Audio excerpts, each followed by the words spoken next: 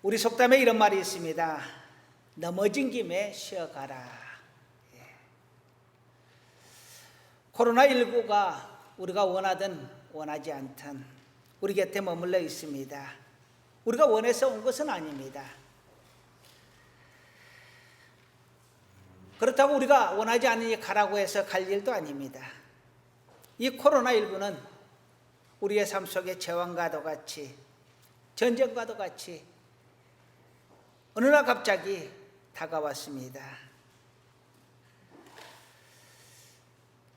우리가 넘지 않아야 될 선이 있는데요.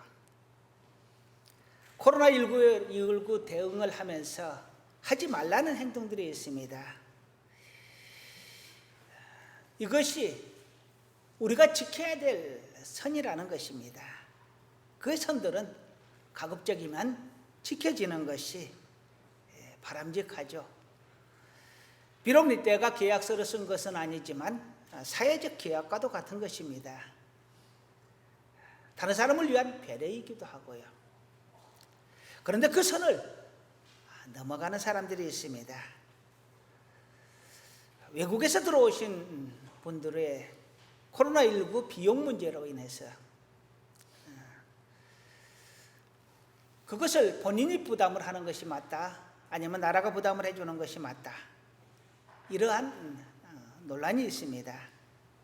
거기에 대해서 정부는 그 나라에서 코로나19로 인하여 우리나라 사람이 가면 무료로 치료를 해주는 나라는 우리나라도 무료로 치료를 해주고, 그 나라에서 우리나라 사람들에게 코로나19 치료 비용을 부담을 시키는 나라는 우리나라도 부담을 시킨다 하는 쪽으로 결론을 내린 것 같습니다. 코로나19가 이 무서운 재앙이, 이 무서운 전쟁이 한 나라에 머물러 있으면 좋겠는데 온 나라를 넘나들고 있습니다. 인종도 국경도 넘어다닙니다. 그런데 우리는 국경을 우리 마음대로 넘어다닐 수가 없습니다. 가만히 있는 것이 도와주는 것이다 라고 말을 합니다. 또 어떤 나라에서는 아예 장막을 쳐서 못 넘어오도록 철저하게 막아버리는 경우도 있습니다. 코로나19는 우리 사회에서 많은 것을 변화를 시켜놨습니다. 8시만 되면은 집에 들어가서 아파트에 차댈 데를 찾으면 참 찾기가 힘듭니다. 외식이 많이 줄어들었고, 사회생활에서도 회식을 하는 게 참 눈치 보일 정도로, 그리고 회식을 하는데 2차, 3차를 간다, 그거는 간이 매우 큰 사람들이 가는 것 같아요. 계모임도 많이 줄어들었습니다. 그리고 가족 단위로 사람들이 모이기 시작을 하고, 그리고 밖에 나가기보다 음식을 배달해서 먹는 경우가 많습니다. 코로나19는 전쟁과도 같이 우리 곁에 다가와서 소리 없이 우리의 삶을 변화시키고 있습니다. 이렇게 어려울 때 사람들은 이렇게 위안을 합니다. 나만 그런 거야? 아니야. 모두 다 그래. 또 극히 이기적인 마음에서는 이런 생각도 합니다. 나만 아니면 돼. 우리나라만 아니면 돼. 우리 지역만 아니면 돼. 그런데 생각을 전환을 할 필요가 있습니다.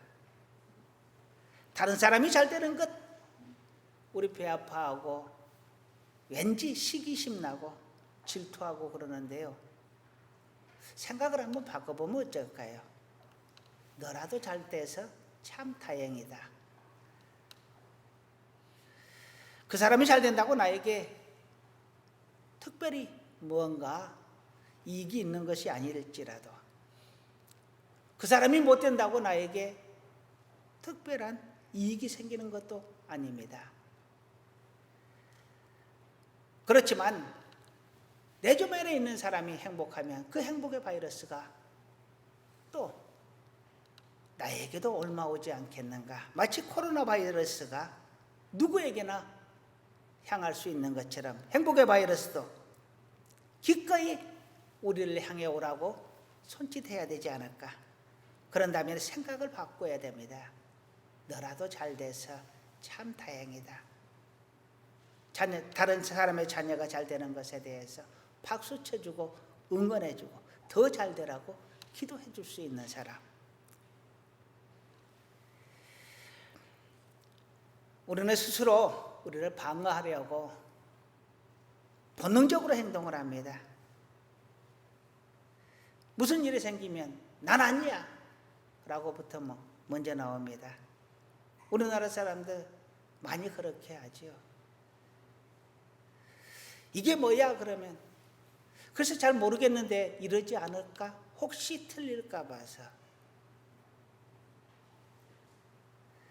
혹시 돈 달랄까 봐서. 요즘 잘 되고 있다면서요. 겨우 밥만 먹고 살아. 겨우 숨만 쉬고 있어. 꼭 그럴 필요 있을까요? 이건 아마 나를 방어하기 위한 수단일 겁니다. 그만큼 다른 사람에게 내가 잘 되는 것이 시기심이 일게 하고 질투심을 일게 해서 결국 나한테 이익이 안 되기 때문에 나를 방어하기 위해서 그런 장막을 치지 않겠어요? 이것들을 걷어내야 합니다. 나도 떳떳하게 자랑하고 상대방도 크게 박수 쳐줄 수 있는 이런 사회. 작은 성공을 크게 인정을 해주고 나의 허물을 덮어줄 수 있는 사람. 그런 사회. 그것이 하나님이 원하는 사회 아닐까 하는 생각을 해봅니다. 요즘 보면은 코로나19로 인하여서 자기 방어 기제가 참 많아진 것 같습니다. 로마 시대 때에 로마에 대화재가 생겼습니다. 엄청난 화재로 인하여 로마가 불타게 됐는데요.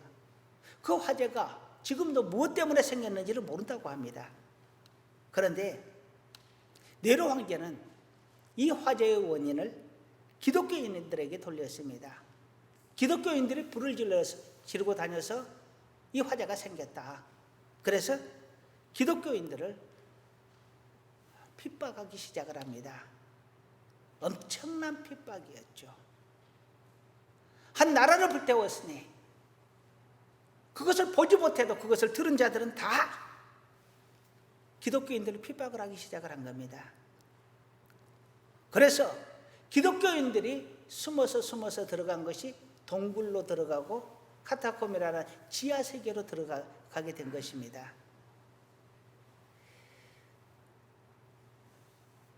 무엇이 잘못되면 남의 탓을 하게 돼요.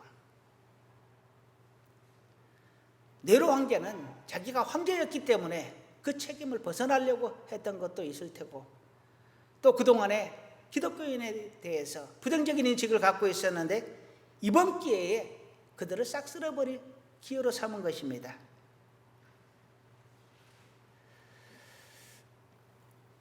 내로남불이라고 하죠. 내가 하면 로맨스고 남이 하면 불륜이다 라는 말을 줄여서 그렇게 이야기를 하는데요. 나는 당연히 해야 되고 내가 하면 안 된다. 그런데 그것을 교회로 돌리는 사람들이 있습니다. 최근에 그런 현상들을 종종 보게 되고 인터넷에서 그렇게 댓글을 다시는 분들 보는데요. 어떻게 보면 생각이 없는 것 같기도 하고 어떻게 되면 의도적으로 그런 것 같기도 하고. 얼마 전에 저희 형제들이 4명이서 모여서 밥을 먹었습니다. 좀처럼 저희가 밥을 먹기가 참 어렵습니다. 부모님 돌아가시니까 그렇더라고요. 부모님 살아계실 때 여러분들 자주 만나세요. 이미 저희가 모두가 다 할아버지가 되었고 막내인 저까지도 이제 손주들이 있어서 손님을 받아야 되는 그런 입장이 됐잖아요.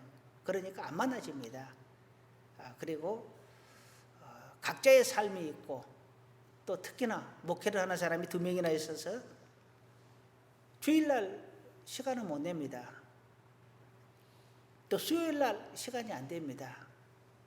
또 예배다 해서 시간이 안 되고 여름 성경학교다 해서 시간이 안 되고 이래서 안 되고 저래서 안 되고 모이기가 참 힘들었는데 코로나 때문에 이번에 모이게 됐어요. 다 쉬었거든요. 그래 모였는데 의정부에 있는 목회를 하는 형님이 계십니다. 그 형님이 우리 시장 하시는 형님한테 만나자마자 한다는 말이 형님 제가 부탁이 있는데요 그러더라고요.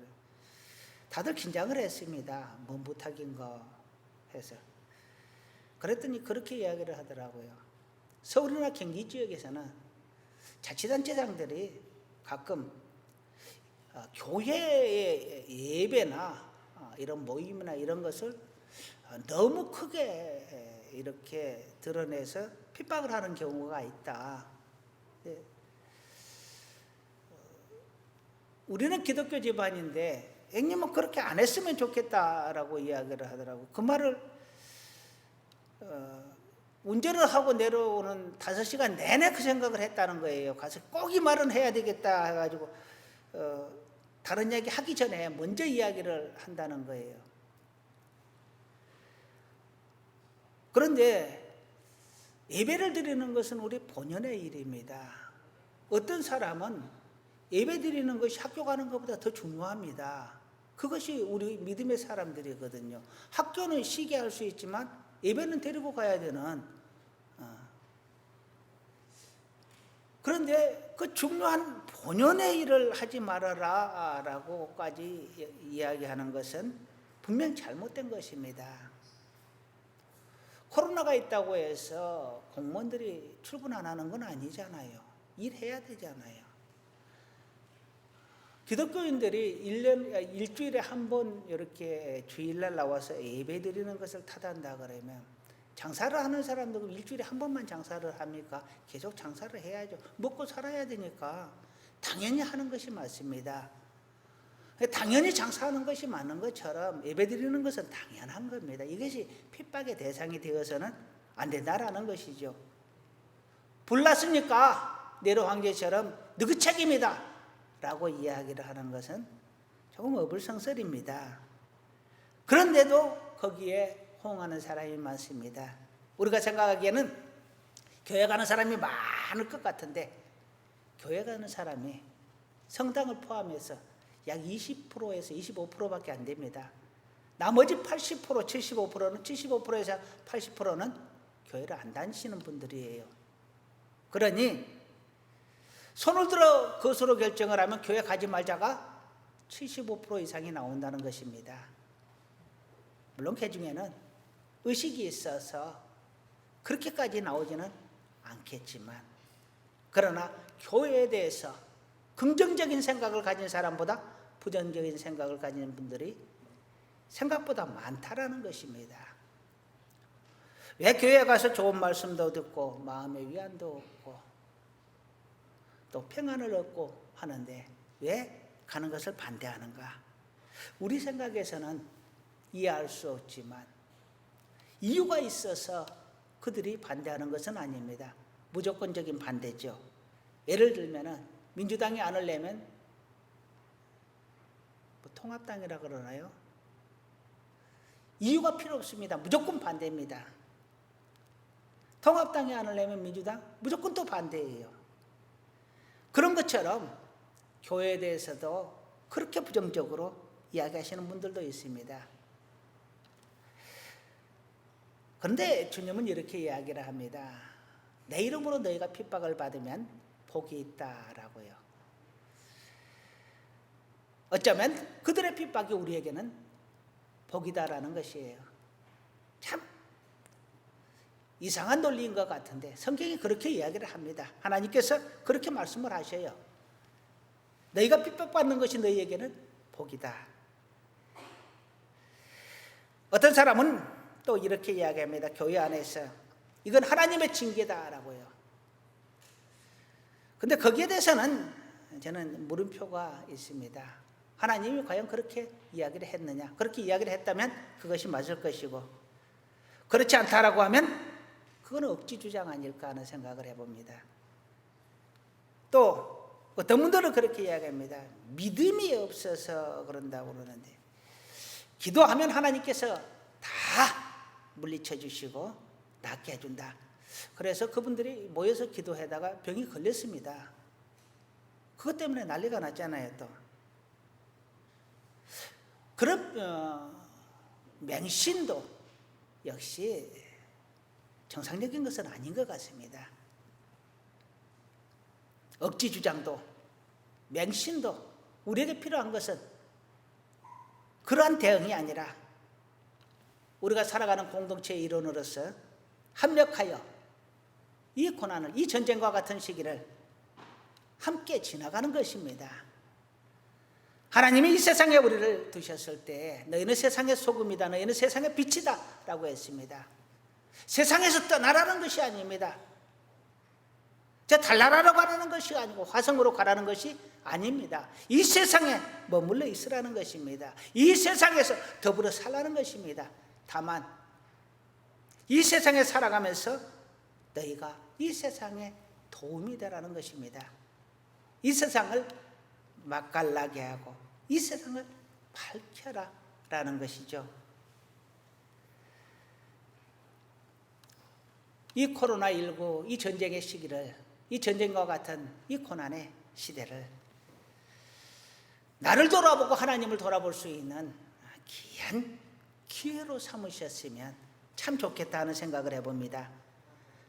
또한 이 고난의 시기에 또 다른 사람에게는 우리 교회가 얼만큼 이곳을 위하여 손을 내밀 수 있는가 보여줄 수 있는 귀한 시기가 됐으면 좋겠다 하는 생각도 해봅니다. 어쨌거나 우리는 코로나19라는 이 전쟁으로 인하여 강제로 브레이크 타임, 즉 휴식 기간을 갖게 되었습니다. 이렇게 넘어질 김에 쉬어가라고 하죠. 이런 강제 휴식 기간이 우리에게 주어졌는데 이 기회에 우리는 병원에 들어누운 사람이 이것저것 돌아보고 생각해보는 시간을 갖는 것처럼 우리 크리스천이 무엇을 되돌아볼 것인가, 무엇을 생각해 볼 것인가, 오늘 그 화두를 조금 던져주려고 합니다. 5개의 단어로 이것을 생각해 보려고 하는데요. 첫 번째는요, 따라합니다. 예배. 예배를 드리지 못하면 예배의 소중함을 더욱더 절실히 느껴야 합니다. 물을 먹지 못하면 이 물의 소중함을 더 절실하게 느낄 수 있는 것처럼요. 밥을 먹지 못하면 우리가 아무렇지 않게 먹는 그 밥이 얼마나 소중한지를 알게 됩니다. 만일 여러분에게 숨 쉬지 못하게 한다면 우리는 의식도 없이 쉬어대는 이 숨이 얼마나 소중한가를 절실히 느끼게 될 것입니다.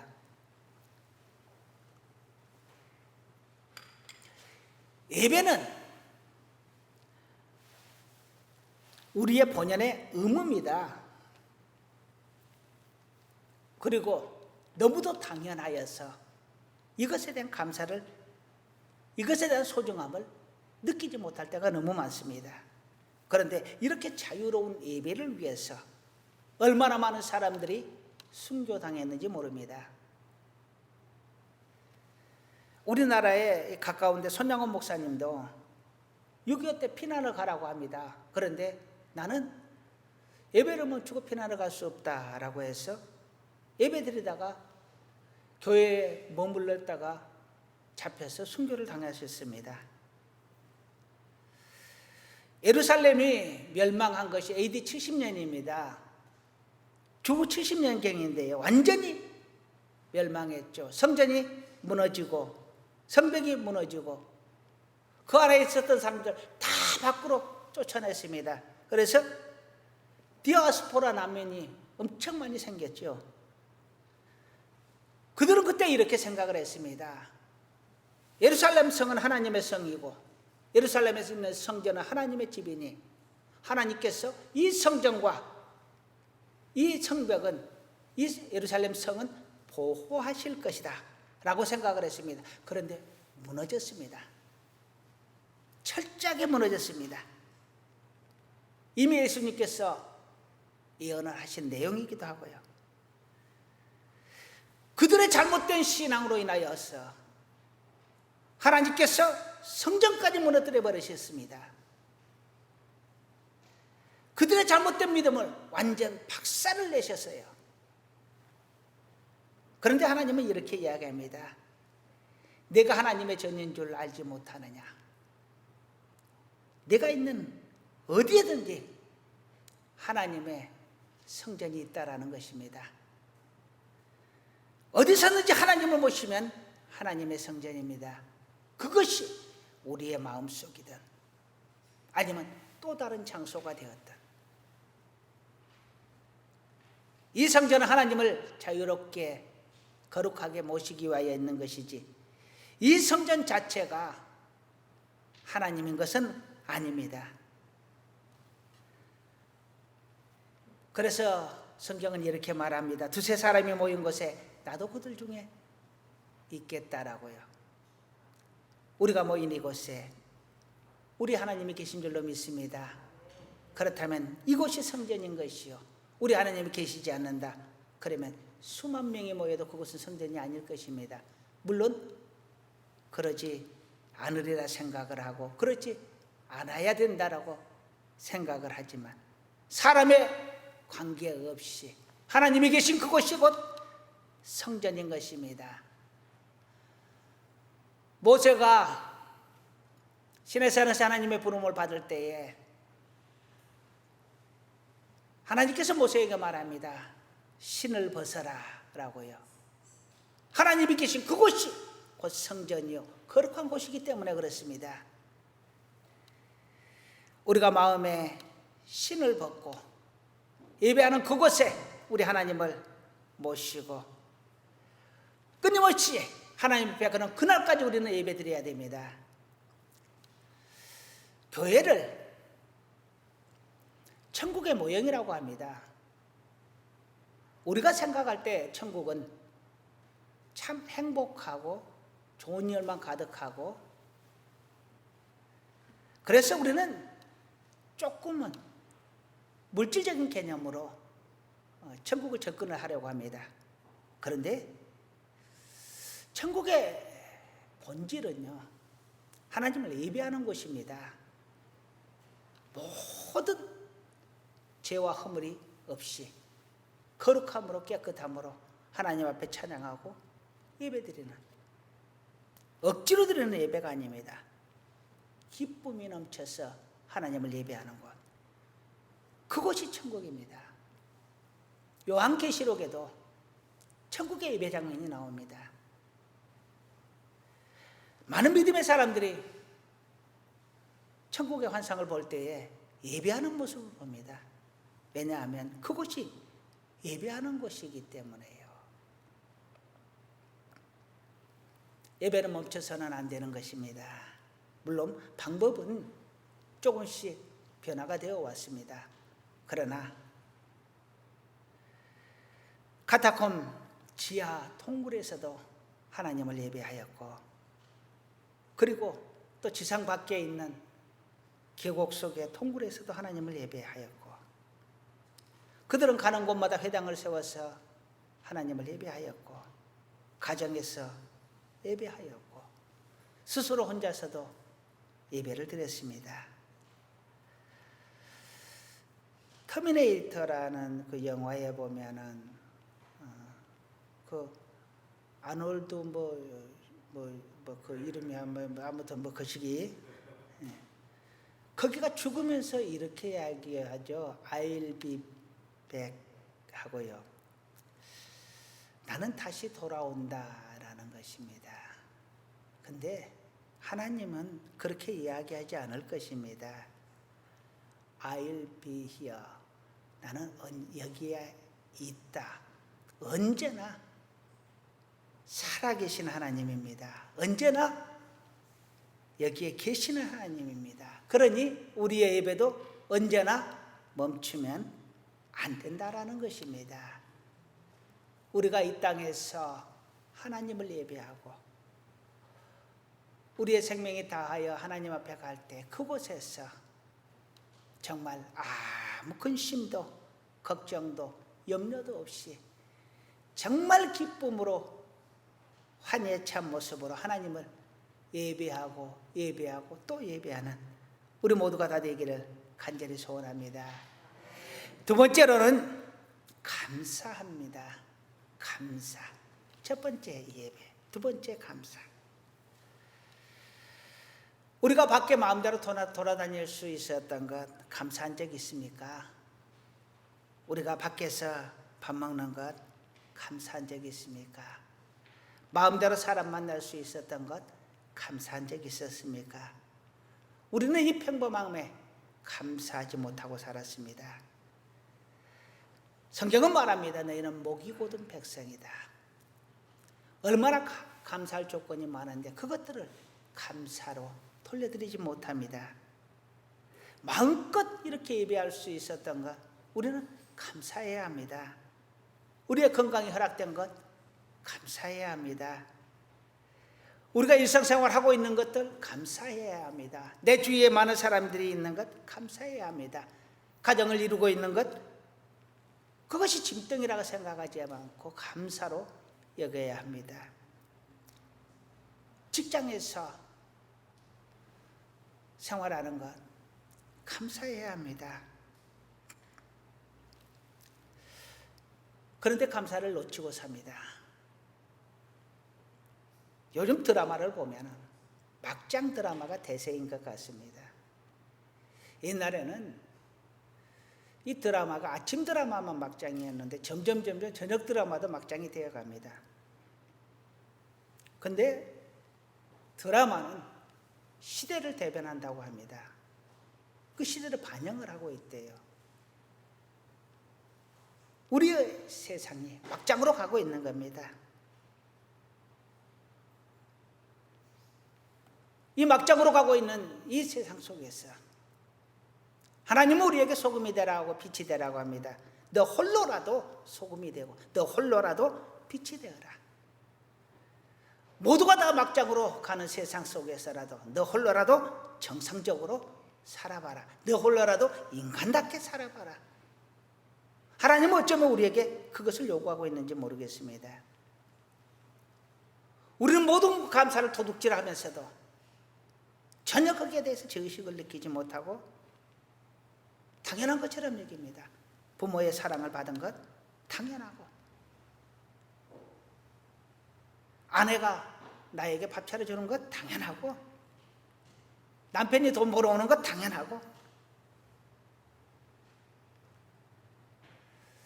그러지 못하는 사람도 많이 있다는 것을 우리는 알아야 합니다. 모든 것을 다 잃은 뒤에 그때 감사했었습니다. 과거형이 아닌 현재 진행형으로 모든 것에 감사하며 살 수 있기를 간절히 소원합니다. 무엇보다도요, 당연한 것에 감사하기를 바랍니다. 당연한 것은 꼭 필요한 것입니다. 그런데 우리는 이 꼭 필요한 것보다 특별한 것에 감사하려고 합니다. 오늘 여러분 생명이 있어 이 교회에 나온 것 아침에 눈 뜨면서 하나님 오늘도 생명 주셔서 감사합니다. 우리가 쉴 새 없이 들이마시고 내뿜는 이 공기 하나님이 공짜로 우리에게 주셨으니 감사합니다. 우리가 마시는 물에 대해서 감사하고 우리가 먹는 식사에 대해서 감사하고 푸르른 자연에 대해서 하나님 우리에게 저 자연 주셔서 감사합니다. 나에게 부모, 형제, 이웃, 가족이 있는 것 감사하고 우리가 입는 이 옷, 밥, 머물고 있는 집, 그리고 우리가 누리는 이 자유, 당연히 있어야 될 것으로 생각을 합니다. 아니, 당연히 있어야 합니다. 어쩌면 그래서 너무도 당연하고 너무도 평범해서 우리는 감사하지 못하고 살아가는지 모르겠습니다. 그런데 그것이 결국은 불행을 우리에게 가져다 주는 것이고, 모든 것에 감사할 때 나는 행복해질 것입니다.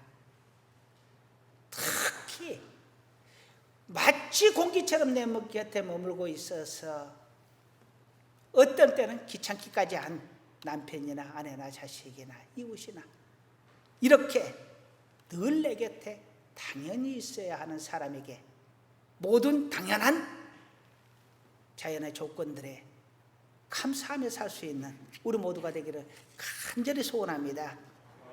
그러면 세상에 불행한 사람이 어디에 있겠어요? 감사하고 하나님을 예배하는데 어찌 불행한 사람이 존재할 수 있겠어요? 우리부터라도 하나씩 감사가 습관이 되고 그 습관이 행복이 될 수 있는 우리 모두가 되기를 간절히 축원합니다. 세 번째로는 기도입니다. 평안하며 기도하지를 않습니다. 그래서 가끔 하나님은 우리에게 고난을 주시고 그 고난을 통해서 기도하게 하십니다. 사무엘은 이렇게 고백을 합니다. 나의 기도가 이 나라 살릴 수 있다면 나는 기도를 멈추는 죄를 범하지 않겠노라. 나의 기도가 우리 가정을 살릴 수 있는데 내가 기도하지 않아서, 나의 기도가 우리 자녀를 구원할 수 있는데 내가 기도하지 않아서, 그러면 그것은 죄라고 사무엘은 말합니다. 나는 그 죄를 정녕 범하지 않겠다라고 말을 합니다. 기도는 하나님의 명령이고 축복의 약속입니다. 기도하지 않는 자는 크리스천이 아니라고 합니다. 또한 기도는 크리스천의 축복이라고 말을 합니다. 특권이라고 말을 합니다. 기도하지 않는 것은 믿음이 없는 자라고 말을 합니다. 그런데 우리는 기도할 때 기도가 너무 짧습니다. 내 기도만 다 하고 나면 그 다음에 할 것이 없어요. 근데 기도를 하다 보면 점점 영역이 넓혀집니다. 우물안 개구리식의 기도가 아니라 점점 영역을 넓혀서 처음에는 내 기도만 하다가 가족 기도도 하고 이웃 기도도 하고 그 다음에 지역에 대한 기도도 하고 직장에 대한 기도도 하고 이 나라와 이 민족을 위하여 기도를 하고 그리고 세계의 평화와 복음을 위하여 기도하고 점점 넓혀져서 우물안 개구리가 아니라 큰 사람, 세계를 품는 사람,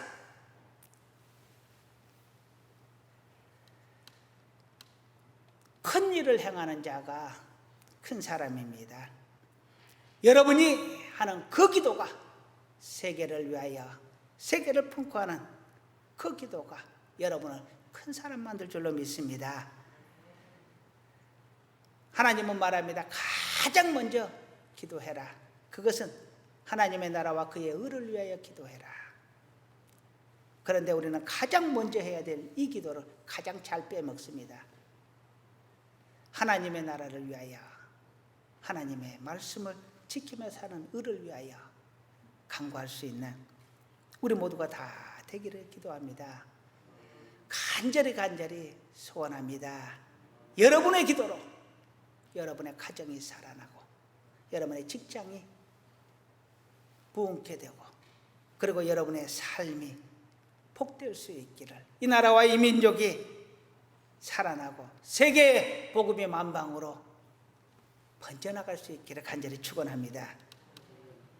네 번째로 배려입니다. 주님은 우리에게 말합니다. 너희는 세상의 소금이다, 세상의 빛이다.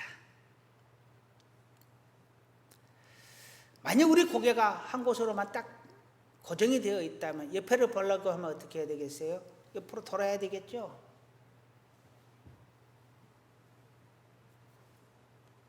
생각해보면 고개를 고정시키지 않고 뺑뺑 돌아가게 만들어 놓은 거 참 얼마나 감사한지 모르겠어요. 귀는 들으라고 있습니다. 그런데 한쪽 귀만 들리고 한쪽 귀가 안 들린다. 이쪽 귀 잘 안 들리겠죠. 그래서 양쪽으로 다 귀를 뚫어놨습니다. 콧구멍이 2개인 것은요. 그렇죠. 하나가 몇 개도 하나로 숨을 쉬라고. 눈은 왜 2개가 있을까요? 다 앞으로만 있는데. 눈은 2개가 맞춰져야 거리를 조정을 한다고 합니다. 다 이유가 있지요. 하나님께서 만든 이유가. 어떤 사람은 이렇게 이야기했습니다. 손이 2개인 것은 한 사람은 하나는 나를 위하고 하나는 다른 사람을 돕기 위해서 만든 것이다 라고 말을 합니다. 성경적인 것은 아니에요. 열심히 필기할 필요는 없습니다. 그냥 배려라는 것이 우리의 삶에 없다 그러면 얼마나 삭막하겠습니까? 외국 사람들이 우리나라 와가지고 놀라는 것이 있습니다. 그것은요, 우리나라 사람들이 컴퓨터, 핸드폰 이런 것을 아무데나 막 두고 다닙니다. 그런데 그것을 안 가져간다는 거예요. 도저히 있을 수가 없는 일이랍니다. 그런데 우리나라는 당연히 그것을 놓고 다녀도 당연한 것으로 생각을 합니다. 그 또한 배려입니다. 질서를 지키는 것. 예를 들면은 전철이 오는데 그 칸에 맞춰서 줄줄이 줄을 섭니다. 밖에 전부 앉아 있다가 와서 줄줄이 줄을 서는데요. 그러한 모습들이 신기하다고 합니다. 당연한 것이 왜 신기할까요? 우리는 다른 사람에 대한 배려심이 유난히 많은 민족입니다. 그래서 우리라는 이 공동체라는 것에 대해서 굉장히 크게 여기는 사람들이, 이게 대한민국의 힘입니다.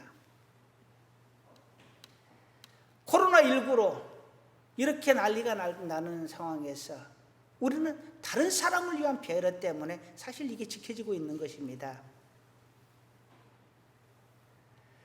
그런데 이 코로나19로 나타난 민심이 2가지로 나타납니다, 여러분. 하나는요, 바로 그 배려심입니다. 의료진들의 헌신적인 봉사, 자원봉사자들, 그리고 국민들의 자발적인 참여와 협조. 진정한 영웅은 모든 곳에 널려 있습니다. 모든 곳에 영웅들이 있어요. 그런데 코로나19 상황을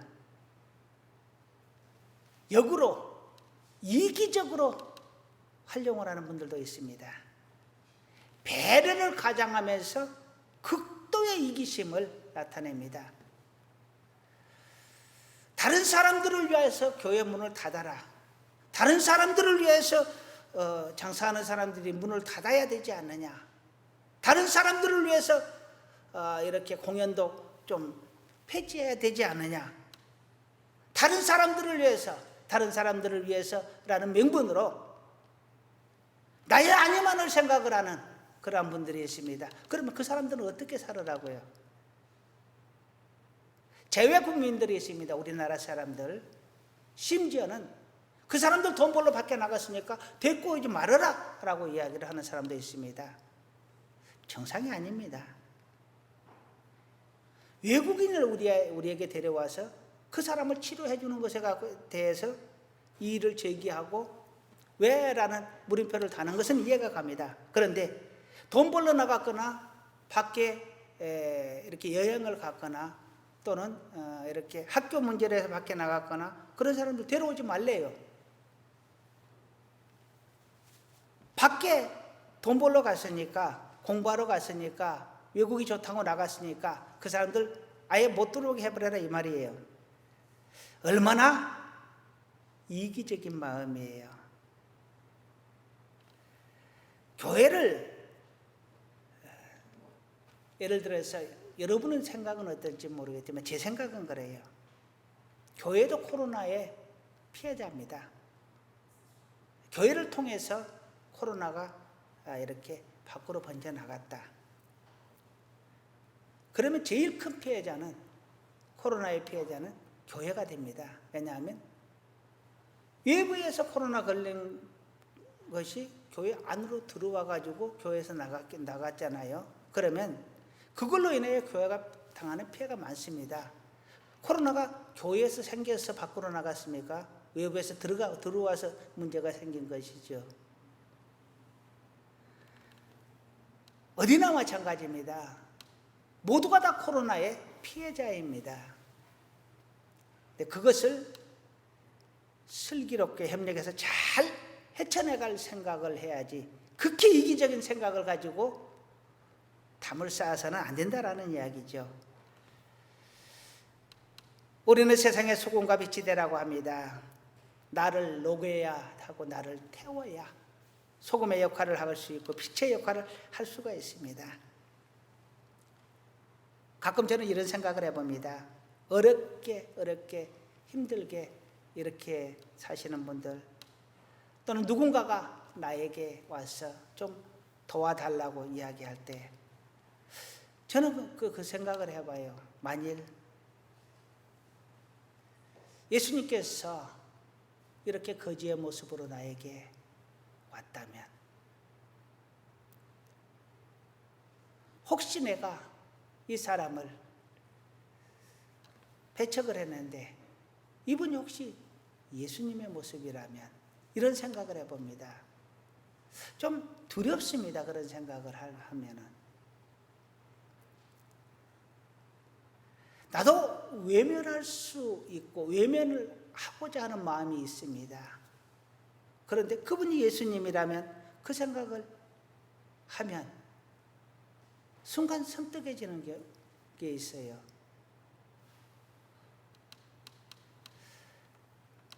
누군가를 위한 배려,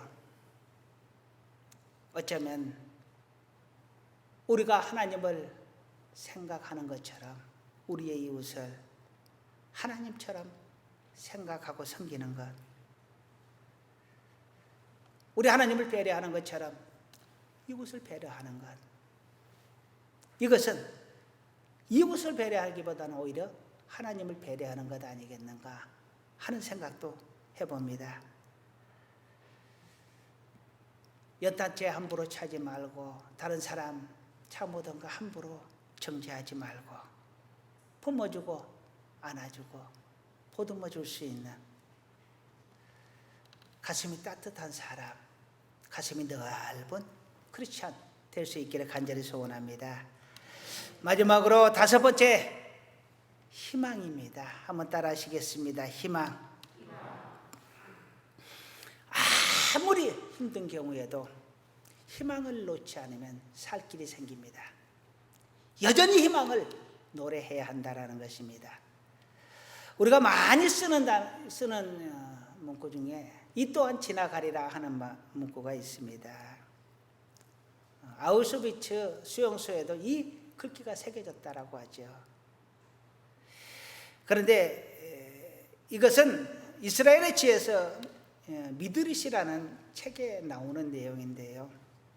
다윗이 말년에 세공사를 불러서 나에게 합당한 반지를 하나 만들어 달라고 합니다. 그러면서 그 반지에 글을 새겨달라고 하는데요. 글을 새기되 전쟁에서 승리하고 위대한 업적을 성취했을 때, 그때에도 겸손할 수 있는 글귀, 자만하지 않고 겸손할 수 있는 글, 그리고 힘들 때는 용기를 줄 수 있는 글. 그러니까 이게 교만하지 않고 용기를 줄 수 있는 글을 거기다가 새겨달라고 하는데, 이 세공사가 아무리 생각을 해도 지혜가 떠오르지 않으니까 지혜롭기로 유명한 솔로몬 왕자에게 가서 그 글을 지어달라고 부탁을 합니다. 그때 솔로몬 왕자가 지어준 글이 바로 이 글이랍니다. 이 또한 지나가리라. 내가 지금 영광의 자리에 있느냐? 이 또한 지나간다. 내가 고난의 자리에 있느냐? 이 또한 지나간다. 영광도 고난도 다 지나간다. 제가 영어를 잘 못하는데 영어를 보면 이렇게 되어 있대요. These too shall pass away라고 되어 있답니다. 이것 또한 shall 반드시 pass away 지나간다라는 것입니다. 세월이 흘러가듯이 우리에게 오는 고난도 우리에게 오는 영광도 반드시, 이 반드시란 말이 우리에게 주어지는 하나님의 음성인 줄로 믿습니다. 반드시 지나갑니다. 이 코로나도 이 고난도 어쩌면 이 영광도 안 되는 집은 절망을 이야기하고 잘 되는 집은 희망을 이야기합니다. 안 되는 집은 자녀가 무엇을 잘못하면 충고를 한답니다. 그런데 잘 되는 집은 칭찬을 한답니다. 당연히 잘하라고 충고를 하는데 그 충고가 그들에겐 독이 되고 작은 일을 해도 잘했다고 칭찬해 주는 그 칭찬이 그들에겐 약이 됩니다. 우리가 잘 되고 잘 되려면 절망보다는 희망을 이야기하고 다른 사람을 충고하기보다는 칭찬할 줄 아는 우리 모두가 되기를 간절히 소원합니다. 코로나19가 우리 곁에서 마치 전쟁과 같이 큰 고난으로 머물러 있습니다. 이 또한 반드시 지나갈 줄로 믿습니다. 지나갈 것입니다. 반드시요. 우리는 이 코로나의 시대에 우리를 돌아볼 단어 5가지를 생각해 보았습니다. 첫 번째 따라 하시겠습니다. 예배, 감사, 기도, 배려, 희망. 예. 늘 예배하는 자, 감사하는 자, 기도하는 자, 배려하는 자, 희망을 가지고 살아가는 하나님의 귀한 사람들 다 될 수 있기를 소원합니다.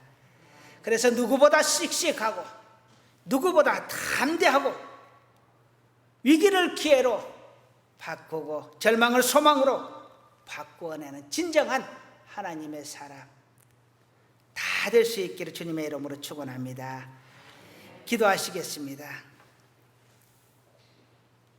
하나님, 우리가 잠시 머물 수 있는 시간, 생각할 수 있는 시간, 이 시간에